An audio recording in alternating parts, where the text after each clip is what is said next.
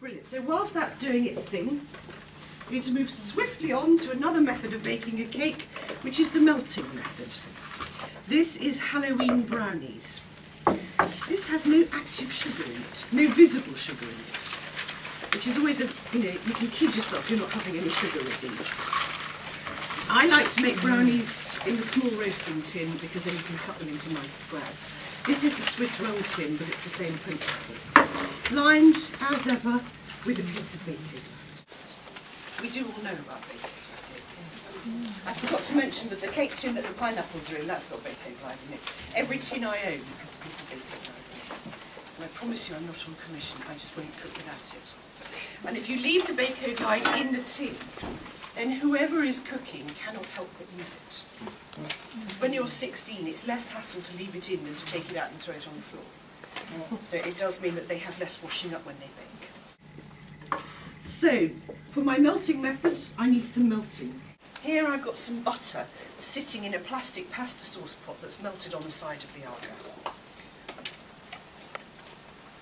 And the next thing I need is some flour, with a little bit of baking powder, and 3 eggs. You're very quiet. Ask anything you like as we go along.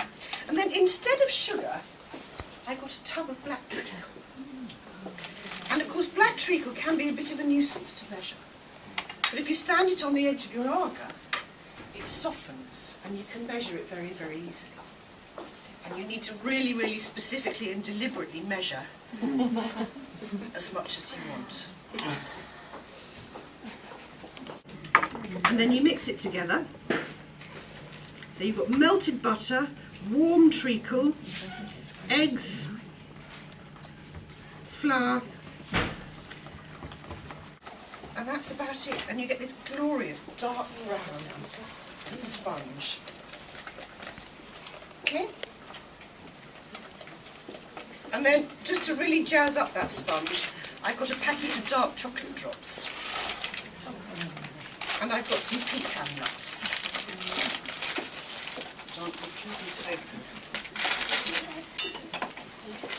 I like pecans because, unlike walnuts, they don't go sort of, walnuts go a bit bitter when you bake them. Whereas pecans just go sort of fudgy. So this is a bit like chocolate brownies, but the only chocolate is the chocolate chips. And then you carefully and lovingly spread the mixture over the tin, ready to bake it. To bake this in a 2-oven Aga, once again, put the tin into the big deep roasting tin. The principle of the roasting tin is very similar to using the cake baker. Has anybody got a cake baker? The most useful pan ever invented. It is the most fabulous pan. This is the Aga cake baker. This is a creature of myth. People say, oh, you've got to have a cake baker, you've got a special cake baker to bake a cake in the Aga. Well, as we've proved, you don't. But actually, the cake baker is jolly useful. First and foremost, it's a casserole. I would never buy a stainless steel casserole this size when I could buy the cake baker. Because not only is it a lovely casserole, it comes with a trivet, and it comes with 3 cake tins, all included in the price, which in Agaland is refreshing. It's brilliant for stir frying. It will hold stew for 12 adults or 3 teenage boys. It will hold rice for 18. It will hold 2 chicken carcasses for stock. And best of all, it does steaming puddings as well. And if you're baking a cake in your cake baker, what you do is you take the empty pan, completely empty, with its lid on, and you stick it in the roasting oven while you mix up your cake. When you've mixed up your cake, you put your cake tin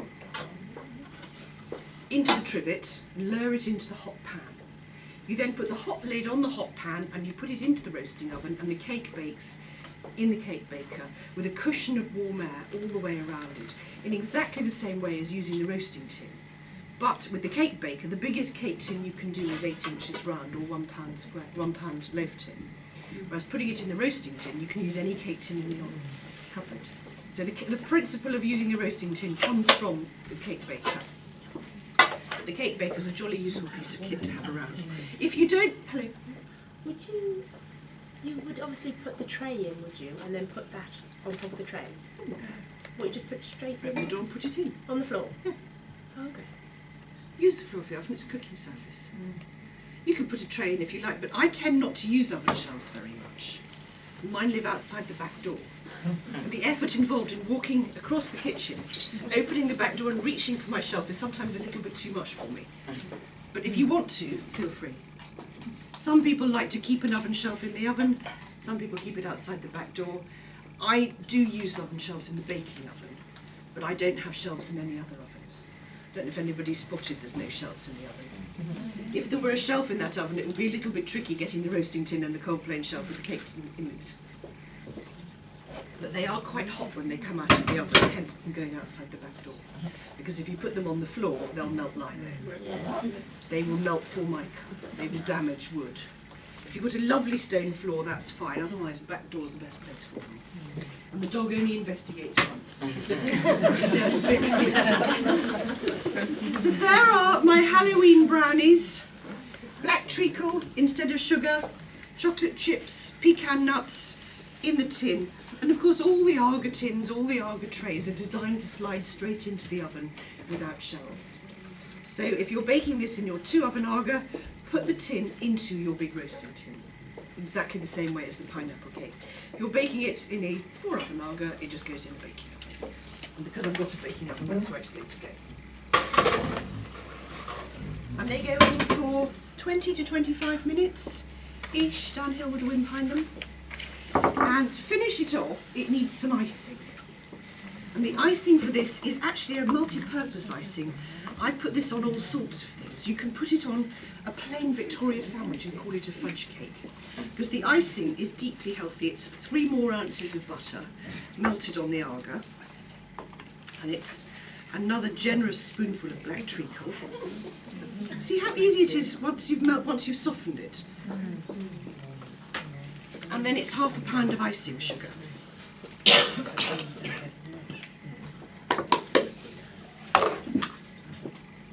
And you mix it all together, and you suddenly think, gosh, that's a bit stiff, so you can add a spoonful of milk if necessary. If you put too much treacle in, add some more icing sugar. And it makes the most lovely, brown, toffee-coloured, toffee-flavoured icing. Could you put it on meringue? You can put it on anything you like. You could sandwich meringues together with it. Tell you what I've been sandwiching meringues together with quite a lot lately, and that's that icing in a tub. Betty Crocker's chocolate icing in a tub. Cheating completely, but who knows? If you don't tell them, they don't know. So here is the icing for the fudge brownies when they come out of the oven. How much sugar was that? I've given you the recipe, it's about half a pound. Halloween brownies, that's called. I've given you all the recipes so that you don't have to say how many eggs. But feel free to ask me how many eggs, because I can probably mostly tell you. So there is the lovely fudgy icing. If I were to leave that to stand on its own, it would firm up quite quickly. So I'm just going to leave it on the edge of the Aga so it doesn't firm up too much. Ordinary treacle, not black treacle for the icing. You mean golden syrup? Syrup, sorry. It wouldn't be dark brown. No difference in that. Yeah. You could use maple syrup. Maple syrup icing is wonderful. And then you could give it a different name and you've created a new recipe. So ring the changes. So the Halloween brownies are in the baking oven. I'm just going to turn those out so that they cool down. Take off the Bako Glide. They cool down much faster without the Bako Glide on. So there it is, steaming away. And of course it needs to have stopped steaming before I can possibly put the icing on it. Just to finish off, my Halloween brownie is cooling down nicely. So to finish that off, I'm going to spread that toffee icing over it. And it's going to dribble everywhere. Because if it's too perfect, nobody will believe you. So you just dribble the icing on and it works its own way to the edges.